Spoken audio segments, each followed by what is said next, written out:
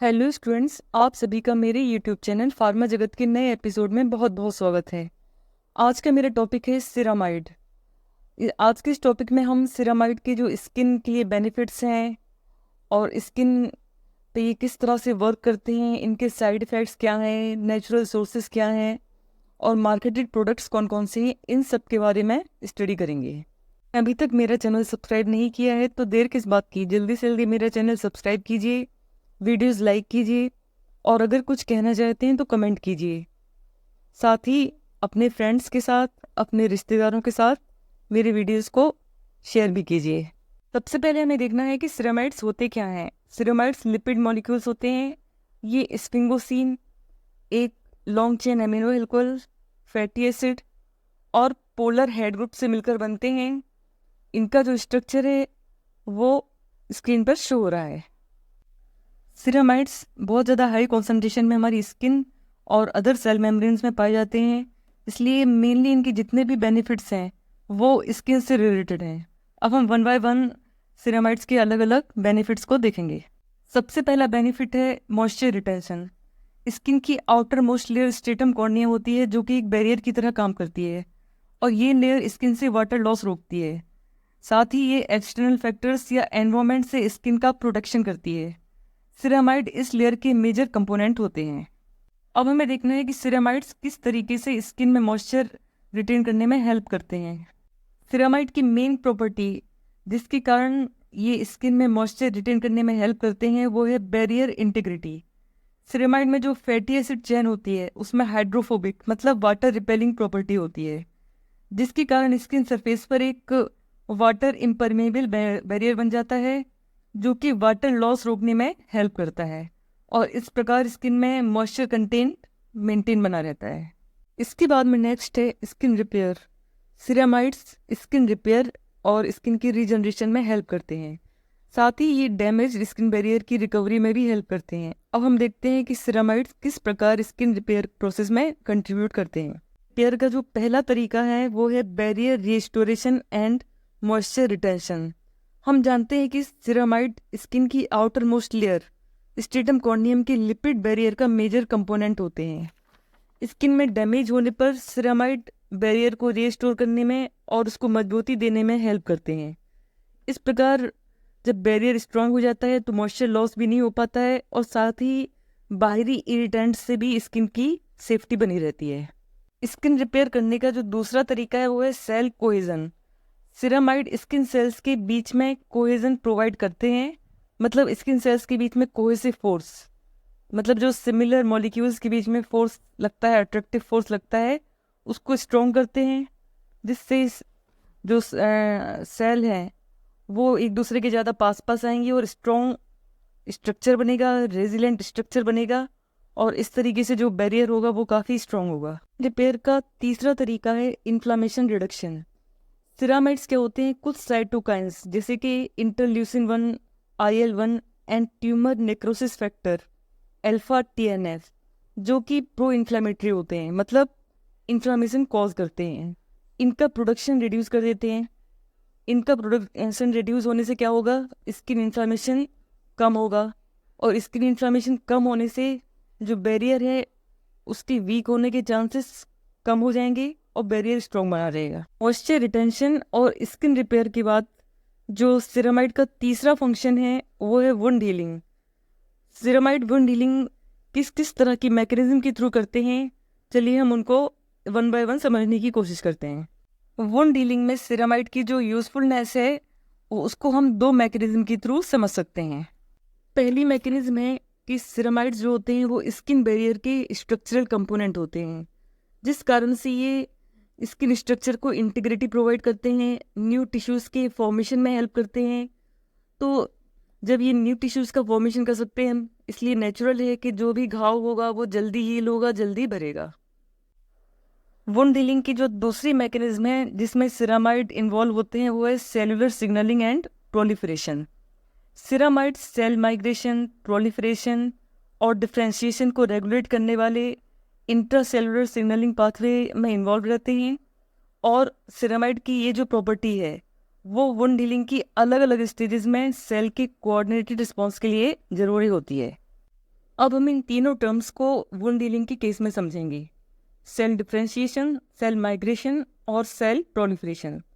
Cell differentiation का मतलब होता है कि इसमें सेल्स स्पेसिफिक फंक्शन को करने के लिए स्पेसिफाइड हो जाती हैं। जैसे कि वुंड हीलिंग के केस में केराटिनोसाइट्स एपिडर्मिस की स्ट्रेटिफाइड लेयर फॉर्म करने के लिए डिफरेंशिएट होती है। इस प्रकार वुंड हीलिंग के केस में सबसे इम्पॉर्टेंट स्ट्रेटम कॉर्नियम मतलब प्रोटेक्टिव आउटर मोस्ट लेयर का फॉर्मेशन होता है। दूसरा टर्म है सेल माइग्रेशन। इसका मतलब होता है सेल का ऑर्गेनिज्म के अंदर एक लोकेशन से दूसरे लोकेशन में जाना। अब अगर हम वुंड हीलिंग के केस में देखें तो क्या होता है, किसी इंजरी के बाद केराटिनोसाइट्स जो कि वुंड एजेस पर होते हैं वो वुंड सरफेस को कवर करने के लिए माइग्रेट होते हैं और नई एपिथेलियल लेयर का फॉर्मेशन होता है। फिर तीसरा टर्म है सेल प्रोलिफरेशन। इसका मतलब होता है सेल का मल्टीप्लाई होना और नंबर ऑफ सेल्स का इंक्रीज होना। तो अगर हम वुंड हीलिंग के केस में देखें तो घाव पर क्या होता है, ब्लड क्लॉट फॉर्म हो जाता है और इसके नीचे जो केराटिनोसाइट्स होती हैं उनका प्रोलिफरेशन होता है और इस तरीके से उनका नंबर ऑफ केराटिनोसाइट्स इंक्रीज होता है और वुंड के रैपिड क्लोजर में हेल्प मिलती है। वुंड हीलिंग की नेक्स्ट मैकेनिज्म है एंजियोजेनेसिस सपोर्ट। सिरामाइड्स नई ब्लड वेसल्स के फॉर्मेशन में हेल्प करते हैं। इसके पीछे कई मैकेनिज्म रिस्पॉन्सिबल होती हैं, जैसे कि सेल सिग्नलिंग पाथवेज। नई ब्लड वेसल के फॉर्मेशन ऐसे क्या होता है कि वुंड साइट तक न्यूट्रिएंट्स और ऑक्सीजन की प्रॉपर सप्लाई हो जाती है, जो कि टिश्यू रिपेयरिंग को प्रमोट करती है। वुंड हीलिंग के लिए सिरामाइड की नेक्स्ट जो मैकेनिज्म है वो है collagen synthesis and scar formation. Ceramide collagen synthesis में हेल्प करते हैं। कोलेजन हम जानते हैं कि एक प्रोटीन होता है स्किन में जो कि स्किन एजिंग को रोकता है। साथ ही क्या करते हैं सिरामाइड्स, वुंड के कारण जो टिश्यू डैमेज हो चुके हैं उनका रिकंस्ट्रक्शन करते हैं, जिससे क्या होता है कि वुंड हील हो जाता है और स्कार फॉर्मेशन हो जाता है, मतलब एक स्पॉट बन जाता है, एक दाग बन जाता है जो भी धीरे धीरे खत्म हो सकता है। इसके बाद में सिरामाइड का नेक्स्ट बेनिफिट है एंटी एजिंग प्रॉपर्टीज। ऐसी बहुत सारी मैकेनिज्म है जिनके थ्रू सिरामाइड्स एंटी एजिंग एजेंट्स के रूप में काम करते हैं। एंटी एजिंग एजेंट्स के रूप में सिरामाइड की जो पहली मैकेनिज्म है वो है मॉइस्चर रिटेंशन। एज बढ़ने के साथ साथ स्किन अपना मॉइस्चर खोने लगती है। इसके पीछे कई कारण हो सकते हैं, जैसे स्किन बैरियर का लॉस होना, स्किन की आउटर मोस्ट लेयर का थिन होना, और क्या होता है कि मॉइस्चर खोने के कारण स्किन ड्राई होने लगती है और स्किन पर थिन लाइंस दिखने लगती हैं।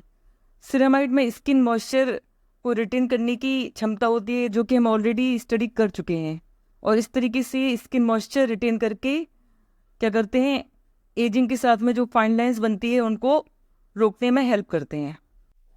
इसके बाद में नेक्स्ट मैकेनिज्म है स्किन बैरियर सपोर्ट। एज बढ़ने के साथ साथ स्किन बैरियर वीक होने लगता है, जिससे मॉइस्चर लॉस होने लगता है और स्किन एनवायरमेंटल डैमेज के प्रति ज़्यादा सेंसिटिव हो जाती है। सिरामाइड स्किन बैरियर को स्ट्रेंथ प्रोवाइड करते हैं, जैसा कि हम ऑलरेडी स्टडी कर चुके हैं, और इस प्रकार एजिंग के साइन कम करने में हेल्प करते हैं। इसके बाद में नेक्स्ट प्रोसेस है एंटी इन्फ्लामेटरी प्रॉपर्टीज़। इन्फ्लामेशन के कारण एजिंग प्रोसेस इंक्रीज हो जाती है, क्योंकि इन्फ्लामेशन के कारण ऑक्सीडेटिव स्ट्रेस बढ़ जाता है, मतलब फ्री रेडिकल फॉर्मेशन बढ़ जाता है। साथ ही एज रिलेटेड डिसीजेज जैसे कार्डियोवैस्कुलर डिसीज उनके चांसेस बढ़ जाते हैं, टिश्यू डिजनरेशन हो जाता है। और सिरामाइड में क्या होती है, एंटी इन्फ्लामेटरी प्रॉपर्टीज़ होती हैं। इसके कारण ये स्किन को सूदिंग इफेक्ट प्रोवाइड करता है और इन्फ्लामेशन के कारण जो एजिंग प्रॉब्लम होती है उसको सॉर्ट आउट करने में हेल्प करता है। एंटी एजिंग एक्शन के लिए सिरामाइड की जो नेक्स्ट मैकेनिज्म है वो है collagen production. Ceramide collagen synthesis promote करता है, साथ ही कोलेजन का डिग्रेडेशन भी रोकता है। कोलेजन एक प्रोटीन होता है जो कि स्किन में इलास्टिसिटी और फॉर्मनेस के लिए ज़रूरी है। कोलेजन प्रोडक्शन बढ़ने के कारण स्किन का अपीयरेंस ज़्यादा यूथफुल हो जाता है। अब हमें देखना है कि सिरामाइड कोलेजन की कॉन्सेंट्रेशन को मेंटेन रखने में कैसे हेल्प करता है। एक तो सिरामाइड स्किन बैरियर इंटैक्ट रखने में हेल्प करता है। इस तरह से कोलेजन सिंथेसिस के लिए ऑप्टिमम एनवायरनमेंट बना रहता है। फिर सिरामाइड स्किन हाइड्रेट रखता है, जिसके कारण इन्फ्लामेशन और स्किन डैमेज होने के चांसेस कम हो जाते हैं, और इन्फ्लामेशन कम होने के कारण कोलेजन डिग्रेडेशन के चांसेस भी कम हो जाते हैं। फिर सिरामाइड सेल कम्युनिकेशन और सेल सिग्नलिंग में भी हेल्प करता है। इस तरह से एक फाइब्रोब्लास्ट सेल होती है, इसको इन्फ्लुएंस करता है, और फाइब्रोब्लास्ट सेल्स जो होती हैं वो कोलेजन सिंथेसिस के लिए बहुत ज़्यादा इम्पॉर्टेंट हैं।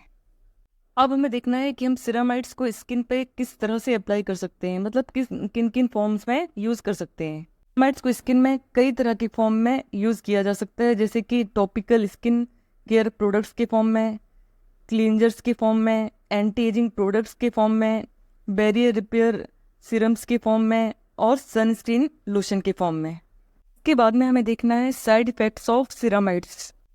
सिरामाइड्स के जो इम्पोर्टेंट साइड इफ़ेक्ट्स हैं वो हैं skin irritation, acne breakouts, allergic reactions and I irritation. अब हमें देखना है नेचुरल सोर्सेज ऑफ सिरामाइड। सिरामाइड्स के नेचुरल सोर्सेज हैं soybean, egg yolk, dairy products, rice bran and wheat germ. बाद में हमें देखना है मार्केटेड प्रोडक्ट्स ऑफ सिरामाइड्स। सिरामाइड का पहला मार्केटेड प्रोडक्ट है वेगन सिरामाइड, जो कि एक बैरियर फेस लोशन है। सिरामाइड का एक और इम्पॉर्टेंट मार्केटेड प्रोडक्ट है कोकोकाइंड सिरामाइड बैरियर सीरम।